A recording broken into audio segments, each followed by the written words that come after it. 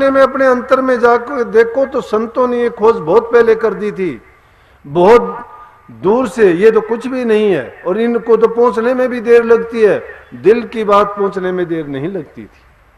वो तो रोजाना संदेश भेजती थी, रोजाना उनके लिए बेर, जो भी जंगल में फल फ्रूट होते थे उन्हीं को सोचती थी। बेरों का तो नाम इसलिए ले दिया गया, बेर 12 महीने नहीं होते, लेकिन क्या है, भेड़ चाल है, उन्हीं बेरों का नाम शास्त्रों में, उन्हीं बेरों का नाम मेरे जैसे कहने वालों ने बेर ही बेर कर रट लगा दी। नहीं, जंगल में रहती थी, एकांत स्थान था, जो भी जिस वक्त में जिस ऋतु में फल होता था वही फल तोड़ के लेके आती थी, रखती थी। क्या पता कब आ जाएं, अब आ जाएं, क्योंकि गुरु का ये आदेश था, गुरु ने कहा था मुझे, गुरु का वचन झूठा नहीं होता। जब तक ऐसी श्रद्धा आपके मनों में दृढ़ नहीं है, जब तक आपका विश्वास इतना कायम नहीं है अपने गुरु के ऊपर, जैसे भेलनी ने तो ऐसा कह दिया था कि ये बात झूठी नहीं हो सकती, कुछ भी हो सकता है, मेरे मरने से पहले रामचंद्र जी जरूर दर्शन देंगे मुझे। तो जो भी फल जंगल में मिलता वही तोड़ के लाके रखती थी। जो खट्टा होता उसको नहीं रखती थी, कड़वा होता उसको नहीं रखती थी, लेकिन जब बेर की ऋतु आई तो बेरों को रखती थी। और रामचंद्र जी का उसी समय में आना हुआ, इसीलिए बेर की कहानी प्रसिद्ध होगी। और उसी बेर की रट लगाए फिरते हैं, क्योंकि नकल करने की आदत सब में है, लेकिन उसकी खोज करने की हिम्मत किसी में नहीं है। जब तक आप खोज करने की हिम्मत नहीं रखोगे, जो समुद्र के किनारे पे बैठे रहते हैं, दूसरे लोगों को देखते हैं कि समुद्र में से मोती निकाल के लेके आया है, उनको ये नहीं पता कि इसने समुद्र की गहराइयों में डुबकी लगाई है, इसने अपनी जीवन को हाथ पे हथेली पे रख के जन्म मरण की बाजी लगा के मोती लेके आया है। और वहां भी मोती कहां मिलेगा, इतना मोती मिलना आसान नहीं है। मोती निपजे सीप में सीप समुद्र मां, कोई मर्जीवा काट सिर जीवन की गमना।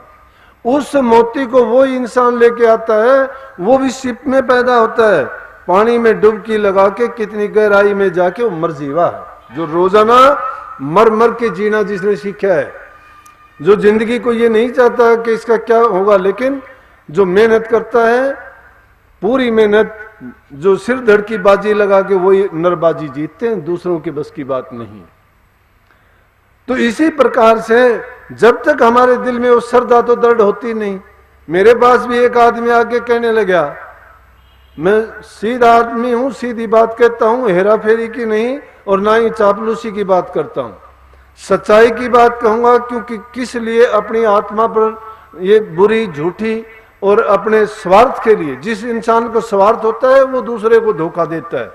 जब स्वार्थ नहीं है और हमारा काम है कि गुरु के फर्ज को पूरा करना और संसार के जीवों को सही मार्ग दिखाना, उसमें चाहे एक हो चाहे दो हो, जितने भी उस मार्ग पर चलेंगे और जिसका हृदय परिवर्तन हो जाएगा, जो बुराई के मार्ग को छोड़ के सच्चाई के रास्ते पर चल पड़ेगा, उसके कल्याण में कोई संदेह भी नहीं रहेगा।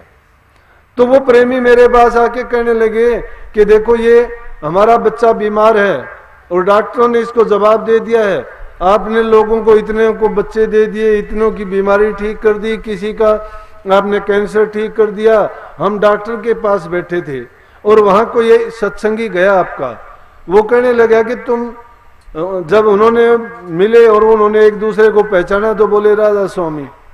तो उन्होंने राधा स्वामी कही, बोला कैसे बैठे हो, कहने लगे बच्चे की को तकलीफ है, इसको दिखाने के लेके। बोला कि तुम्हारा भी बच्चा, ऐसी बात है, तुम्हारे महाराज जी के पास नहीं गए, वो इतने लोगों को ठीक करते, तुम्हारा बच्चा ठीक नहीं होगा। बोला जी अब तो आपको ठीक करना पड़ेगा। बोलो उन्होंने भी ये कह दिया। मैं बोला जिसने कहा था उसके दिल की श्रद्धा, उसका यकीन, उसका विश्वास देखा था आपने, क्या आपका विश्वास उतना है? बोला जी कमाल करो, हमारा भी विश्वास नहीं तो किसी का भी नहीं। तो विश्वास किसी को दिखाने का और कहने का थोड़ा है। तुम तो उनके कहने के बाद यहां लेके आए, अगर ऐसा इतबार होता तो उसमें देर नहीं लगती। सुभान कुदरत तेरी पलक मारन की देरी। जब इंसान का विश्वास दृढ़ होता है एक पलक भी देर नहीं लगती है उसमें। लेकिन देर किस लिए होती है? हमारी श्रद्धा नहीं होती। हम तो देखा देखी का रंग चढ़ाते हैं भक्ति का, कि उसका काम हो गया मेरा भी हो जाएगा, वो अमीर हो गया उसका काम चल गया मेरा भी चल जाएगा, उसका ये फायदा हुआ मेरा भी फायदा हो जाएगा। लेकिन होता किन लोगों का है? जो लोग कंप्लीट सरेंडर करते हैं, संपूर्ण अपने आप को न्योछावर कर देते हैं, तन से, मन से, धन से। जब तक पूर्ण रूपेण शरणागत नहीं होता तब तक इस जीव को मिलता नहीं है कुछ भी। अरे हम तो संसार के पदार्थ मिल गए बादशाह बन गए, किसी चीज की जरूरत नहीं है। जिसको संसार के पदार्थ मिल गए वो इंसान क्या सोचता है? कहता है कि और दूसरे इंसान नहीं है दुनिया में। लेकिन भाग्यवान वो है, संसार के पदार्थ उसके पास कितने भी हो, मेहनत करता है, ठीक है, अच्छी बात है। किसी के पास धन है, उसने कमाया है, ठीक रास्ते से ठीक ढंग से कमाता है, कितना भी कमाओ, लेकिन उस धन से अगर नेक काम नहीं करता, धन किस काम का है? जिसके शरीर में कुछ करने की हिम्मत है, ताकत है, अगर वो किसी की सेवा नहीं करता है, किसी दूसरे दीन दुखी की अपने शरीर से अच्छा काम नहीं करके जाता है, तो क्या काम आया उसका शरीर? इस शरीर की तो अवधि जब पूरी हो जाएगी, पूरा हो जाएगा ये। और जिसके पास कुछ भी नहीं है तो मन जरूर है, और सबसे कीमती धन जो है प्रभु की भक्ति है। जिसके पास प्रभु की भक्ति है उसको दूसरे धन की जरूरत नहीं पड़ती। जीवन यापन के लिए तो बाहर के काम करने पड़ेंगे, अगर वो नहीं करेंगे तो हम तो कर्जदार थे और भी कर्जदार बन के चले जाएंगे। साधु हो चाहे साधनी, मन की तजी न बाण, काला मुखड़ा होएगा साहिब के दरबार। अगर साधु हो चाहे साधनी हो, जिसने मन की आदतों को नहीं बदला है, तो उसको प्रभु के उसे यमराज के दरबार में सजा जरूर मिलेगी, टाल हो नहीं सकती। क्योंकि कर्मों का आखिर फैसला होता है, हर कर्म का परिणाम मिलता है, सबको मिलता है। उस कर्म के परिणाम को भुगतने के लिए सबको तैयार भी रहना चाहिए। इसलिए कही है कि जिसको सतगुरु पूरा मिल जाएगा उसको अंतर के चक्षु खुल जाएंगे। जब उसको ये ज्ञान मिल जाएगा कि मिथ्या क्या है, सच्चाई क्या है। मिथ्या संसार है जिसको हम सत्य माने बैठे हैं। क्योंकि संसार में जितने भी कार्रवाई होती है, जितने भी काम करते हैं, उसमें जीव का फायदा नहीं है। जीव का फायदा किस चीज में होगा? जब ये अंतर्मुख होके अंतर में जाएगा, नाम की कमाई करेगा, अपने पिछले कर्मों को काट देगा और आगे के लिए वो अपने अच्छे करके नाम रूपी दौलत जो इकट्ठी कर लेगा, वो इसके काम आने वाली है।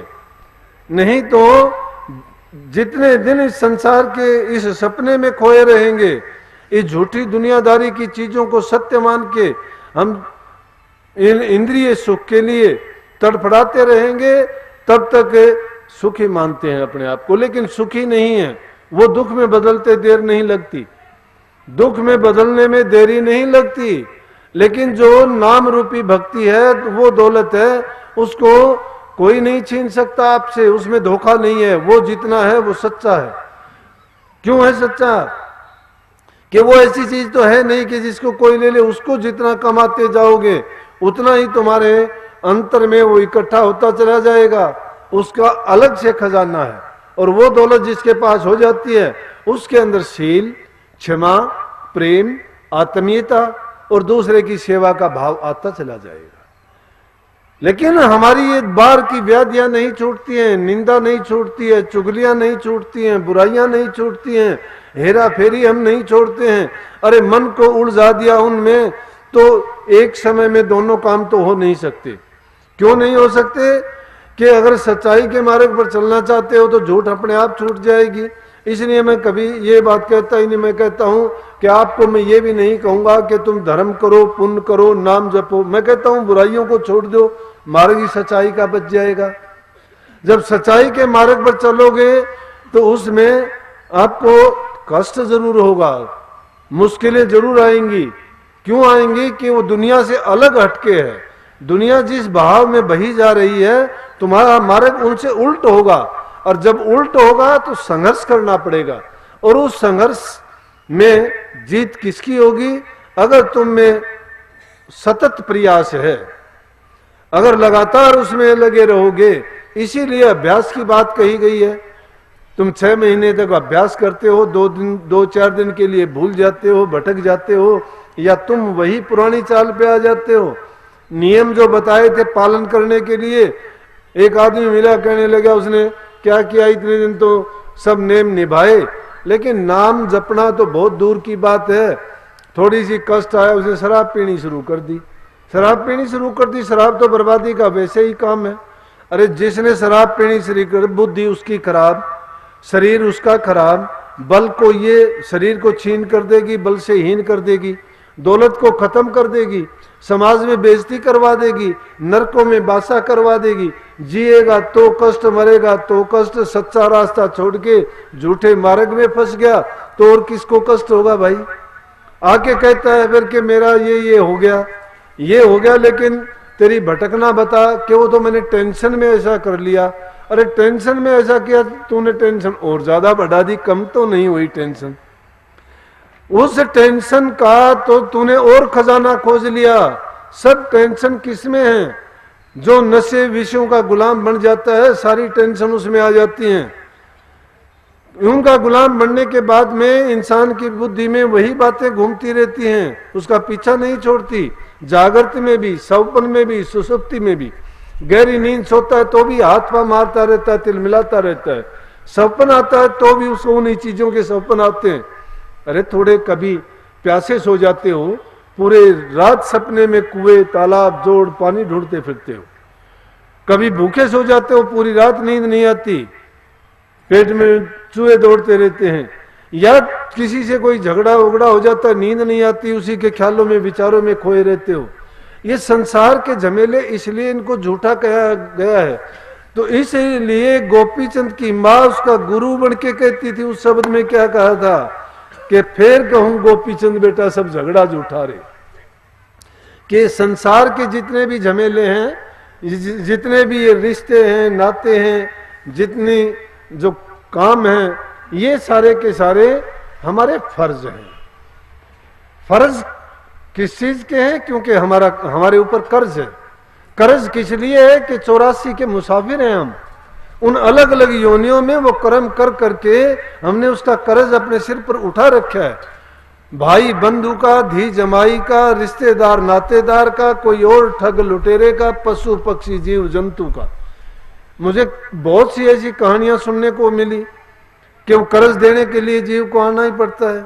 लेकिन जब संकल्प दृढ़ होगा, श्रद्धा तुम्हारी पक्की हो जाएगी, इरादे के तुम जब अपने इरादे को मजबूत कर लोगे, मंजिल दूर कभी नहीं होती। मंजिल हमेशा नजदीक आती जाती है, लेकिन उन लोगों से मंजिल दूर भागती है जो उसको ये सोचता है ये दूर है, काम को करता नहीं है। क्या जिस प्रकार से एक जमींदार आदमी था, उस जमींदार आदमी ने फसल बो दी काफी, काम करने वाले उसके पास थे नहीं, काम करने वाले नहीं थे। और जब फसल कटाई पर आई तो उसको जरूरत थी कि भैया फसल को कैसे काटा जाए। उसके परिवार में तो बच्चे छोटे थे, घरवाली बच्चों को संभालती थी, अकेले से काम नहीं होता था। उसने सोचा कि चलो मजदूर बुला लेते हैं। उसने मजदूर किसको बुलाया कि मिरासी को बुला लिया। अब मिरासी तो अपना ही काम नहीं करता, और कोई मिला नहीं, घूमते घुमाते सब जगह घूम लिया, जब कोई नहीं मिला तो एक मिरासी मिला। उससे कहने लगा भाई हमारी फसल का टाइम आ गया और वो काटनी है, बहुत जरूरी है, नहीं तो वो खराब हो जाएगी। बोला कि हाँ काट देंगे राजा, बोलो। बोला जी चल दिखा दे एक बार कितनी है। वो खेत में ले जाके और उसको कहने लगा ये यहाँ से लेके रे वहां तक है। जब उसने मिरासी ने देखा कि बोला कहाँ तक है, उसने कोई निशान बताया कि वो वहां तक है, वो पेड़ रहा वहां तक। बोला ये पेड़? वो कहने लगा वो पेड़ जिसका खेत था, वो कहता वो पेड़ क्यों, उसको तो बहुत दूर दिखाई देती थी, वो 15-20 एकड़ थी। लेकिन वो क्या कहता है, उनकी बोलने का काम ऐसा ही होता है मिरासियों का। बोला कि ये पेड़ क्या? बोला चिंता ना कर जा। बोला एक हफ्ते में। बोला कितने दिन में काट दोगे? बोला एक हफ्ते में। अब मिरासी ने कहाँ काम किया था, वो रोजाना जा 2-4 वो पेड़ काटे और फिर यूं देख के फिर बैठ जाए, धूप पड़े, पसीना आए, काम नहीं करता। फिर आ गया घर में, खाने का टाइम हो गया। उसने सोचा 10-15 दिन हो गए कि भाई मिरासी ने तो काट दिया होगा, क्योंकि अकेला नहीं, वो तो और लोगों ले जाके देखा तो उसने थोड़ा सा भी नहीं काट रखा। घर जाके कहने लगा मिरासी क्या क्या? बोले लगा हुआ हूँ, चिंता ना कर। नोला चिंता क्या ना कर, नोला एक बार मुझे फिर बता कहां तक है। वो दोबारा जब बताने लगा, नोला के ये पेड़ रहा यहां तक, नोला वो पेड़, नोला वो नहीं ये पेड़, नोला वो कहने लगा यार तू उस दिन तो मैं कहूँ था वो पेड़, तो तू कहता था ये पेड़, आज मैं ये कहता हूँ नोला कि ये तो वो बन गया, ये नहीं है, मेरे से नहीं होता। जब परमात्मा को मंजिल को हम वो समझते हैं, दूर समझते हैं, दूर है वो, लेकिन उसको नजदीक कब समझोगे? जब तुम करना शुरू कर दोगे ना, तुम्हारे मन के अंदर उमंग पैदा होगी, सच्चाई जब जोर देगी और तुम्हारी तीव्र इच्छा जब उसके ओर बढ़ती जाएगी, मंजिल दूर नहीं, वो तो दिन बे दिन। परमात्मा ने खुद कहा है कि तू एक डंग सरकेगा मैं सरकूंगा डंग 8, तू करड़ा हो रहे मैं हूं करड़ा काट, कि अगर तू एक कदम मेरी तरफ रखेगा तो मैं 60 कदम रखूंगा, 8 भी नहीं। लेकिन तू अगर सख्त पड़ा है तो पड़ा रहे, मुझे जरूरत नहीं है, मैं तेरे से भी ज्यादा कठोर हूं। वैसे दूसरी जगह ये कही है कि जो कोई भजे भजू मैं वाको, हूं दासों का दास, सेवा करे करूं मैं सेवा, हो पक्का विश्वास यही तो मेरे मन में ठनी, मैं तो हूं भक्तों का दास, भगत मेरे मुकुट मणि। परमात्मा स्वयं कहता है मैं उन भक्तों का दास हूं और वो भगत मेरे मुकुट के मणि हैं, सरताज हैं, उनको मैं माथे और सर पर रखता हूं। जो पूरे श्रद्धा और यकीन के साथ मुझे भजते हैं, याद करते हैं, मैं उनके दिलों में ही वास करता हूं, दूर कहीं भी नहीं जाता। और उनके लिए मैं इतना नरम हूं कि उनके लिए मैं पग धोऊं, दाबूं, सेज बिछाऊं, नौकर बनूं हजाम, और हकूं बैल बनूं गढ़वाड़ा, बिन तनखा का रथवान। और क्या कहूं अपनी, कि मैं इतनी सेवा उसके लिए करने के लिए तैयार हूं। और मैंने ऐसे किए भी हैं कि उनके लिए पग में दाबूंगा, उनकी बिस्तर में बिछाऊंगा, उनका हजामत में बनाऊंगा, नाई भी बनूंगा उनके लिए, सब सारे काम करूंगा। और कहता है इससे ज्यादा मैं और क्या कह सकता हूं, क्योंकि ये शरणहित नारी बनी, कि ये नारी के काम है जो अपने पतिव्रता स्त्री अपने पति के लिए काम करती है। बोला कि मैं तो उस पत्नी की भांति हूं जो अपने पति के लिए ये काम करती है, मैं वैसे ही काम करता हूं। लेकिन कमी किस चीज की है प्रेमियों? हमारी है। हमारे आज जो संस्कार हमने खराब कर लिए हैं, जो हमारे दिलों से आज बड़े बुजुर्ग की इज्जत, सेवा, मान, सम्मान हमने अपने दिलों से क्यों खो दिया? क्योंकि हम संसार को, संसार के पदार्थों को, पद प्रतिष्ठा, मान, इज्जत को, इनको हम सर्वोपरि मानते, सब कुछ मानते हैं, और जबकि सब कुछ नहीं है। इनमें जो कोई फंसा, इनका जो असली रूप उनके सामने आया, अंत में ये दुख में तब्दील हो गया और फिर सिर ढूंढ के पछताया, वो कुछ भी नहीं है। इनका हाल ऐसा ही है जिस प्रकार से संबल का फूल, संबल के फूल को देख के तो लगता है बहुत सुंदर है कि इसमें अच्छा फल होगा, मीठा होगा, लेकिन भूल से तोता जाके जब उसमें चोंच मारता है तो क्या निकलता है? उसमें से रुई निकलती है और फिर पछताता है कि मेरी करी कनाई मेहनत बेकार चली गई, कि मैंने खोज कुछ किस चीज की थी, मैं चाहता कुछ था और मिला मुझे क्या है। लेकिन इंसान में तो परमात्मा ने बहुत समझ दी है, बुद्धि दी है। ये अगर सही वक्त रहते हुए पूरे सतगुरु की शरण में चला जाए और गुरु के बताए वचन की पालना करते हुए नित्य अभ्यास करे, कभी भी भूल से भी अगर परीक्षा का टाइम आए तो घबराए नहीं। बड़े बड़ों की परीक्षा हुई है, भक्तों की, संतों की कितनी कितनी हुई, सबकी देखो कि उन संतों को कष्ट हुआ, लेकिन फिर भी वो मगन और मस्त रहे, क्योंकि उनको पता था, वो जानते थे कि इसमें भी परमात्मा की